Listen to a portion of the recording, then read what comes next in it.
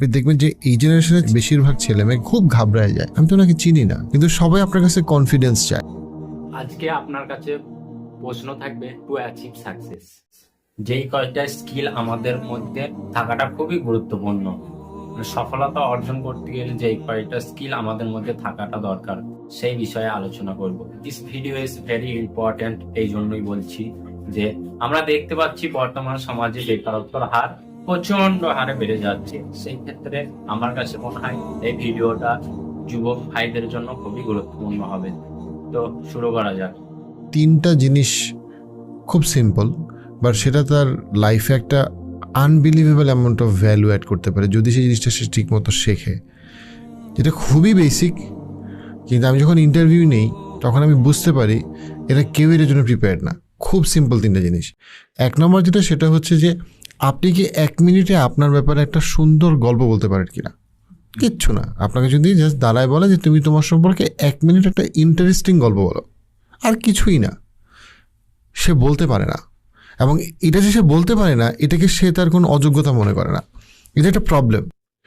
সে অনেক ওই যে পাওয়ার পয়েন্ট স্লাইড, লাস্ট স্লাইডে থ্যাংক ইউ, ফার্স্ট স্লাইডে হ্যালো, আসসালামু আলাইকুম, একটা খুব আর্টিফিশিয়াল একটা কিছু সে জানে। বা তাকে যদি বলো তুমি জেনুইনলি একটা ইন্টারেস্টিং গল্প বলো, হাসির হোক, কান্নার হোক, থ্রিলার হোক, হোয়াট এভার, তুমি জাস্ট একটা ইন্টারেস্টিং সত্য ঘটনা বলো তোমার জীবনের, এনিথিং, এটা সে পারে না।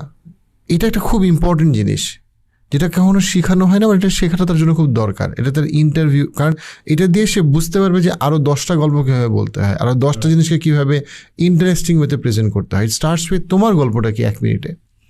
2 নম্বর যেটা পয়েন্ট, সেটা হচ্ছে গিয়ে যে প্রচণ্ড পরিমাণে আননোন মানুষদের সাথে কমিউনিকেট করার ব্যাপারে তার অ্যাংজাইটি। তাকে যদি সিম্পলি বলা হয় যে এই যে একটা লোক বাইরে দাঁড়াইছে তুমি চিনো না, এই লোকটাকে গিয়ে বলো তো তার কিছু লাগবে কিনা, তুমি তাকে হেল্প করতে পারো কিনা, আপনি দেখবেন যে এই জেনারেশনের বেশিরভাগ ছেলে মেয়ে খুব ঘাবড়ায় যায়। আমি তো ওনাকে চিনি না। আমি বলছি হ্যাঁ তুমি চিনো না, তুমি তাকে বলো যে ভাইয়া আপনাকে কিছু লাগবে, আমি আপনাকে কোনোভাবে হেল্প করতে পারি, আপনি কি 1 গ্লাস পানি খাবেন, আপনাকে আমি 1 কাপ চা খাওয়াইতে পারি, বলে আসো। তো আগে ঈদে আমরা পূর্ণ বাসায় দাওয়াত খেতে যেতাম, এখন ঈদে আমরা বোর্ড, কারণ আমরা কারো বাসায় যাই না।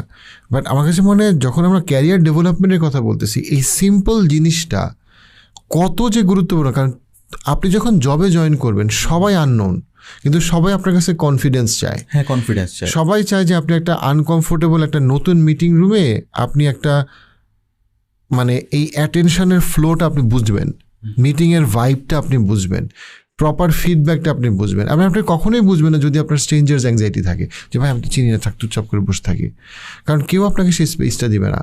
খুব বেশি পরিমাণে আমি যখন জবের ইন্টারভিউ নিতে গিয়ে দেখছি মানুষজন চিন্তা করে যে 9টা 5টা জব ভাল লাগে না, তাইলে আমি উদ্যোক্তা হই। আরে উদ্যোক্তা হলে তো তোমার আরও বেশি কাজ করতে হবে।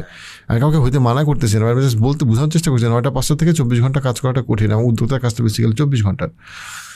এবং যখন তুমি 9টা 5টা চাকরি করো তখন সরকারি ছুটি তোমার কাছে খুব ভাল লাগে, বাট যখন তুমি উদ্যোক্তা তখন সরকারি ছুটিতে তোমার ঘাম বের হয়ে যায়, রাইট? যখন তুমি 9টা 5 চাকরি করো তখন তোমার ঈদে খুব ভাল লাগে, কিন্তু যখন তুমি ঈদের বোনাস দিতে যাবা তখন ডেফিনেটলি তুমি দিতে চাও, বাট তখন তোমার কাছে এই অঙ্কটা করতে গিয়ে মনে হয় যে ঈদের বোনাসের জন্য তো আমার সারপ্লাস, ইটস ডিফিকাল্ট। আমি জাস্ট যেটা বোঝাতে চাচ্ছি, ডেফিনেটলি সবাই মোরালি আপরাইট থেকে কাজ করে, কিন্তু আমি জাস্ট সেইং যে তুমি আরও বেশি রেসপন্সিবিলিটি নিচ্ছ।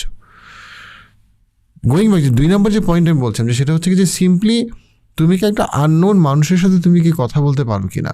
তুমি এটা তোমার জবের প্রিপারেশনের জন্য এটা একটা খুবই গুরুত্বপূর্ণ একটা বিষয়, কারণ দ্য মোমেন্ট তুমি যে কোনো প্রফেশনে যাবা, তোমার যদি স্ট্রেঞ্জার্স অ্যাংজাইটি 1%ও থাকে তুমি স্ট্রাগল করবা প্রায় বেশিরভাগ জবে। কারণ কোনো কোম্পানি তার এমপ্লয়ীদের স্ট্রেঞ্জার্স অ্যাংজাইটিকে অ্যাকোমোডেট করতে রাজি না। সো তুমি কি একটা র্যান্ডম মানুষের সাথে কথা বলতে পারো কিনা, জাস্ট এটা র্যান্ডম বিষয়, নাকি তুমি ভয় পাও, নাকি তুমি সবসময় অ্যাভয়েড করো, নাকি তুমি এতই আনকমফোর্টেবল যে তুমি এটা অ্যাভয়েড করতে চাও, বাট বহু প্রফেশন তুমি অ্যাভয়েড করতে পারবা না। এটা হচ্ছে 2 নম্বর পয়েন্ট। 3 নম্বর যেটা পয়েন্ট সেটা হচ্ছে গিয়ে যে তুমি কি আসলে দামাদামি করতে পারো কিনা, নেগোশিয়েট করতে পারো কিনা। তুমি যদি দামাদামি করতে না পারো, সেটা টাকার দামাদামি, আবেগের দামাদামি, দেন তুমি আবারও তুমি ক্যারিয়ারে বিপদে পড়বা।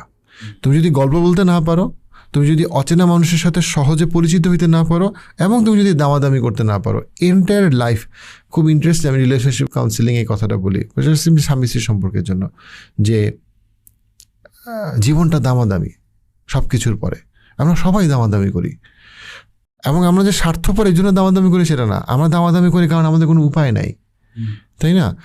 মানে আপনার বয়স 50, আপনি একজন ভদ্রমহিলা, আপনার 3টা বাচ্চা আছে, আপনার জামাইয়ের বয়স 55।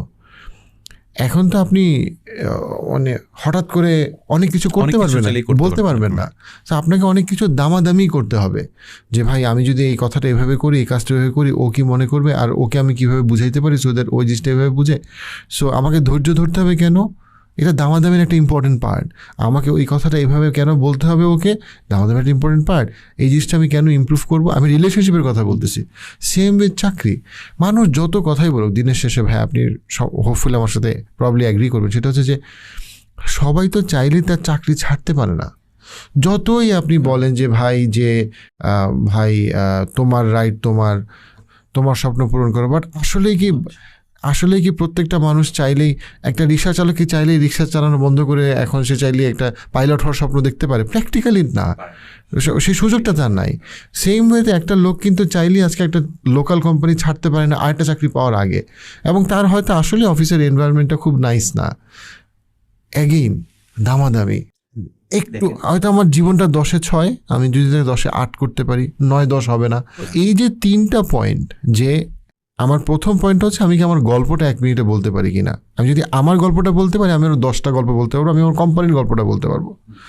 আমি কি অচেনা মানুষের সাথে কথা বলতে পারি কিনা। আজকে যদি আমি 5টা অচেনা মানুষের সাথে বন্ধুত্ব করতে পারি, কালকে আমি অফিসে 500টা আমার প্রথম নতুন প্রসপেক্ট নিয়ে আসতে পারবো, 5টা ক্লায়েন্টের সাথে আমি কথা বলতে পারবো। আর 3 নাম্বার যেটা, সেটা হচ্ছে গিয়ে যে আমি কি দামাদামি করতে পারি কিনা।